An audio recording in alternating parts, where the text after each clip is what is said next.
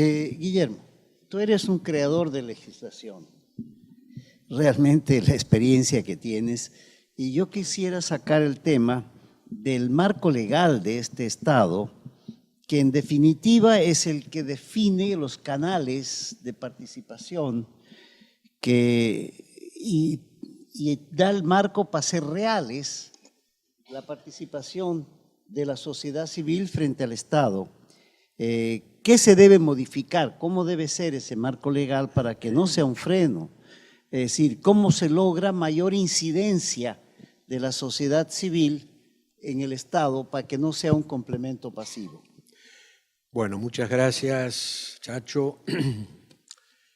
Es el último expositor y siempre esto tiene sus ventajas y sus desventajas, después de un almuerzo muy denso.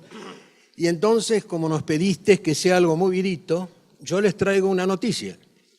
Y la noticia es que el sol se ha devaluado. Y a partir de mañana, $1 será 10 soles. No salgan corriendo. Es simplemente una forma de tenerlos más o menos movidos. Y acordarse de Argentina. Muchas gracias, Armando, por esta invitación a participar de este encuentro. Muchas gracias a todos los miembros del Consejo Directivo, que para mí es una distinción muy grande, además de compartirla con tan distinguidos colegas, también con todos ustedes, y además en este ámbito. No es un ámbito más, es el ámbito de la universidad, el ámbito de la transmisión de conocimiento, el ámbito del diálogo, el ámbito de la libertad. El ámbito del diálogo constructivo, de aquel que Sócrates a través de Platón nos decía: quiero conocer tus ideas, porque seguramente conocer tus ideas me van a fortalecer en las mías para generar un diálogo constructivo. Esto es la universidad. Por eso me parece que esta áurea que recibe a todos los congresistas en este evento, quizás pueda también trasladarse al documento de Lima, el aura de la libertad, del poder consensuar y disentir. Eso es este ámbito, la universidad. Anoche participamos de un evento muy hermoso, conocimos la tradición peruana, la tradición latinoamericana, expresada en bienes, expresada en canciones, en cánticos, y me sentí reconfortado. Me sentí reconfortado frente a esta demolición de la historia, de la cultura, del lenguaje del que somos sometidos cotidianamente. Gracias, Perú. Gracias, Lima. En estos días, conversando con muchos de ustedes, me planteaban el tema de Argentina. Lo que estamos viviendo en Argentina, que en definitiva es lo que posiblemente estamos viviendo en gran parte de nuestra América Latina profunda. Una devaluación del 100% del peso, índices de pobreza que superan los 30% de la población, cada 3 argentinos hay uno pobre. Pero aún más lacerante es conocer un informe de la CEPAL cuando nos dice que 2.200.000 personas en Argentina tienen un déficit alimentario. ¿Pero cómo es posible? Un país con estas riquezas, un país que puede producir alimentos para 450 millones de habitantes en el planeta, con 40 millones de habitantes, uno de los mayores productores de trigo, maíz, limones, pera. ¿Cómo es posible que estemos viviendo esta situación? Que se da además en un momento tan importante que es el lavallato argentino. donde CEO de compañías más importantes del país, directores ejecutivos, presidentes de directorios, están declarando ante nuestros tribunales que han cometido delitos, que han confesado haber entregado coimas, de haber pagado dádivas. Es decir, sencillamente, mis amigos, confesar que son delincuentes. Pero ¿saben la gran contradicción? Que muchas de esas empresas elevan programas de responsabilidad social empresaria. ¡Qué contradicción fenomenal! Eso no es responsabilidad social empresaria. Permítanme decirlo con crudeza, pero es una forma de entendernos. Eso es hipocresía social. No bastardiemos las palabras, démosle contenido para saber a dónde nos vamos a dirigir y qué queremos transmitir con ellos. Pero ¿quién es responsable de todo esto? Yo no. ¿La dirigencia empresaria? No. ¿La dirigencia sindical? ¿La dirigencia política? Vamos a movilizarnos y a interpelarnos. Es el fracaso de la sociedad. De una sociedad que no ha podido transmitir valores, expresarlos en una idea de nación justa, inclusiva, equitativa. ¿Qué ejemplos le estamos dando como sociedad a nuestros jóvenes, a nuestros adolescentes? Que la escuela y la universidad les enseña valores. ¿Qué valores les estamos dando? ¿Qué ejemplos? Esta sociedad es el contraejemplo de los valores.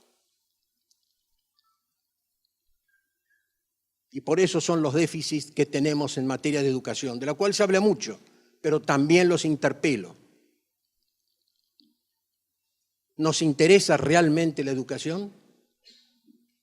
Les voy a confesar, con dolor, creo que a muy pocos. Si no, los resultados serían distintos, por lo menos en la Argentina y por lo que advierto en muchos países latinoamericanos.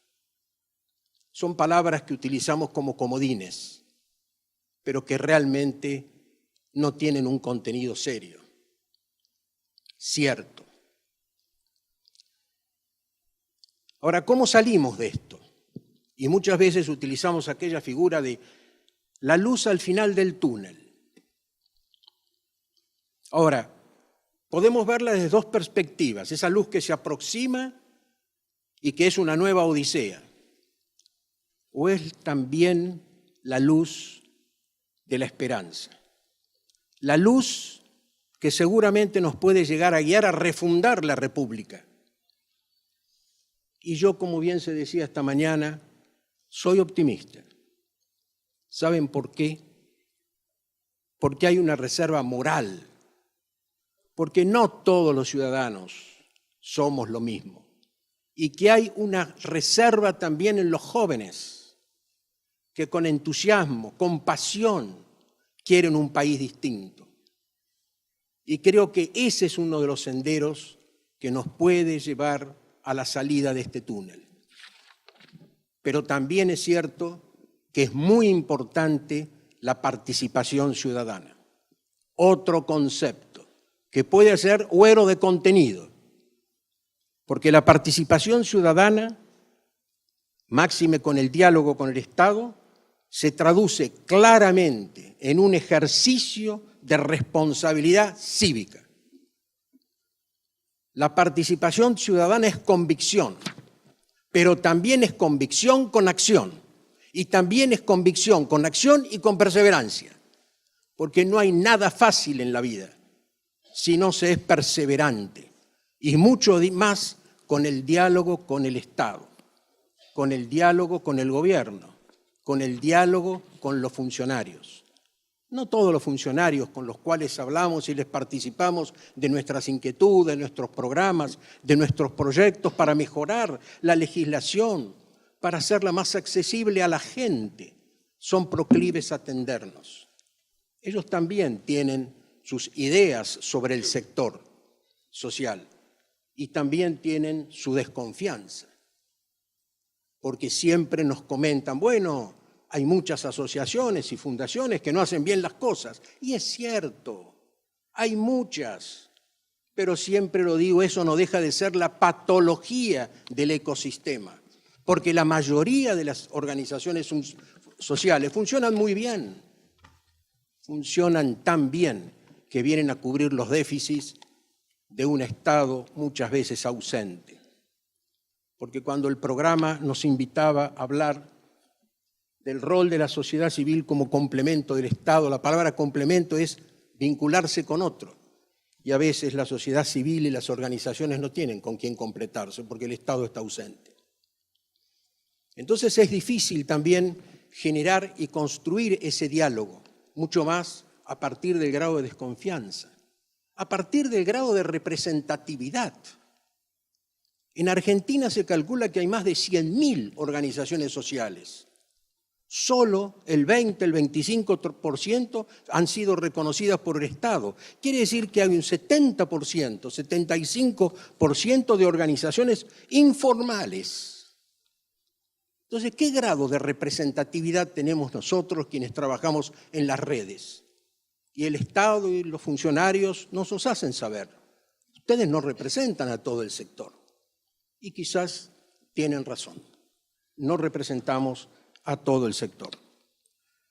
El artículo 14 de nuestra Constitución Nacional reconoce, dentro de los que podríamos denominar derechos humanos, el derecho a asociarse con fines útiles. Pero este no es un derecho absoluto, sino que es un derecho que va a estar sujeto a las normas que reglamentan su ejercicio. Pero sabiamente nuestra Constitución, como muchas constituciones latinoamericanas, dicen a continuación, pero estas normas reglamentarias no pueden limitar, cercenar el derecho a la libre asociación que reconoce a todos los habitantes la Constitución Nacional. Es un juego de ida y de vuelta, pero que la Constitución y los tratados sobre derechos humanos que reconocen como uno de los derechos humanos también fuertes el derecho a la asociación, a la creación de fundaciones, de asociaciones, de empresas. Un derecho que supera la finitud del hombre y que instala la idea del asociativismo propio del siglo XIX, el asociarse con otros para cumplir finalidades, como en este caso, de bien común. Nosotros venimos trabajando, y decía un poco adelantando González, el tema de mejorar las leyes que se han dictado, tratando de mejorar a partir de incluir dentro de los textos marcos regulatorios que sean más flexibles, más amenos, que generen la idea de crear asociaciones, que la reglamentación que se dicte no sea tan casuista y reglamentaria que espante al que está interesado de llevar adelante una fundación o una asociación por los costos, por los requisitos. Y hemos insistido mucho tiempo sobre esto. Y la verdad que debo reconocer, quizás con cierta tristeza, que los logros no han sido muchos. Porque como bien ha dicho Arturo Prinz en alguna oportunidad, al tercer sector no se lo escucha. Y esto es muy triste, por cierto. Pero sin embargo, como les decía yo, la participación ciudadana es convicción, acción y perseverancia. Hemos insistido. Y en el año 2015, a fines del 2015, a partir de una iniciativa de los emprendedores que reclamaban del gobierno mecanismos e instrumentos más ágiles, menos costosos, fuimos llamados a trabajar en un proyecto común con el Estado, con el gobierno, con los emprendedores, para tratar de construir un régimen de legislación que atendiera fundamentalmente a los emprendedores sociales, tecnológicos, a todos los emprendedores. Y esa sinergia que construimos con los emprendedores, con el gobierno, con la academia, con quienes construimos, aportamos nuestras pequeñas ideas, fuimos generando un proyecto que luego se instaló en el Congreso de la Nación y que en marzo del año pasado fue sancionado como ley, la Ley 27.349. Fíjense ustedes, una iniciativa que proviene del sector emprendedor y que finalmente el gobierno lo toma como propio y el Congreso le da sanción legislativa. Una ley que en realidad instala la noción del apoyo al capital emprendedor y fundamentalmente también la construcción de una sociedad por acciones simplificada, un régimen sencillo, un régimen fácil, menos oneroso y la gran novedad que instala en nuestra legislación esta sociedad, que se constituye por medios electrónicos. Se terminó el papel. Se inscriben las sociedades por medios electrónicos y los libros sociales también son llevados en forma digital. Y esta novedad, por primera vez en la Argentina se produce un fenómeno de esta naturaleza, ahora ha producido un efecto, y es que la legislación argentina respecto a las otras estructuras jurídicas y posiblemente alcance a las fundaciones y a las asociaciones en breve plazo, también va a admitir la creación de estas sociedades o de estas organizaciones en forma sencilla, fácil y menos costosa. Fíjense el efecto de las SAS. Fíjense el efecto de los emprendedores, lo que han alcanzado y lo que han logrado en Argentina. Realmente un cambio de paradigma, interpretada esta expresión en palabras de Thomas Kuhn como una revolución. Efectivamente, esto viene a revolucionar la forma de organizar las estructuras jurídicas. ¿Y por qué estamos empeñados en mejorar la legislación? También para darle cabida a ese 75% de organizaciones vecinales, de base, que están en la informalidad, para tratar de que se incorporen a través de un régimen sencillo, que sea reconocida su personalidad, que tengan mayor visibilidad y que puedan acceder de pronto a subsidios, a reconocimientos, en definitiva, a un reconocimiento social. Casualmente se está por reformar el Código Civil que ha sido sancionado en el año 2015 y hemos, a través de una red que integramos varias organizaciones muy importantes y federaciones de la República Argentina, hemos generado un documento entre todos propiciando una reforma de la legislación para que atienda estas realidades y estas necesidades del sector social. Regímenes legales sencillos, flexibles, que sin embargo preserven la seguridad jurídica, pero que generen aliento en la gente, que les permita concretar ese derecho constitucional de asociarse con fines útiles. Y esto me parece que es muy importante porque la organización de todo este ecosistema, y lo decía Bernardo Toro ayer, es una clave para la instalación de nuestras organizaciones y para que sean visibles y puedan llevar adelante sus objetivos. Si no hay organización, no habrá ni asociación, ni fundación, ni mutualidades, ni sociedades comerciales, ni tampoco cooperativas. La organización es la clave del sistema asociativo, cualquiera sea la estructura que se va a adoptar. Finalmente, sin duda que todo esto es posible o será posible a partir de la participación y el grado de compromiso que asumamos cada uno de nosotros. Esto no es mágico. Esto será difícil, arduo, pero hay que perseverar. Y el grado de compromiso que asumamos, el sentido de compromiso social, de fidelidad, de pertenencia, nos hará ver seguramente aquella luz en el túnel como una luz de esperanza, de fe y de grandes posibilidades que nos permitan realmente cumplir estos objetivos de bien común que inspiran nuestras organizaciones sociales.